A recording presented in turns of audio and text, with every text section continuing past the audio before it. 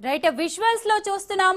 సుమారు 7 గంటల పాటు సిట్ విచారణ అయితే కొనసాగింది హరీష్ రావు విషయంలో. సో ఫోన్ ట్యాపింగ్ వ్యవహారంలో సుమారు 7 గంటల పాటు హరీష్ రావుని సిట్ అధికారులు అయితే విచారించారు. దానికి సంబంధించి హరీష్ రావు గారు ఎలాంటి సమాధానాలు ఇచ్చారు, సిట్ అధికారులు ఎలాంటి ప్రశ్నలు సంధించారు, ఇవన్నీ కూడా మరి కాసేపట్లో మనకు తెలియనున్నాయి. మేబీ హరీష్ రావు గారు ప్రెస్ మీట్ పెట్టొచ్చు, లేదంటే డైరెక్ట్ గా వెళ్ళి సిట్ అధికారులు ఎలాంటి ప్రశ్నలు సంధించారు, వాటికి హరీష్ రావు గారు ఎలాంటి ఆన్సర్స్ ఇచ్చారు, ఇవన్నీ కూడా మరి కాసేపట్లో మనకి తెలియనున్నాయి. ఇప్పుడే హరీష్ రావు గారు అయితే బయటకు వచ్చారు. సిట్ విచారణ అయితే ఇప్పటి వరకు కొనసాగింది. దాదాపు 7 గంటల పాటు ఈ సిట్ విచారణ అయితే కొనసాగింది.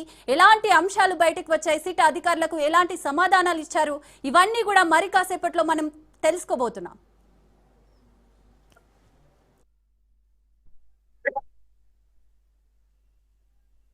ఇగో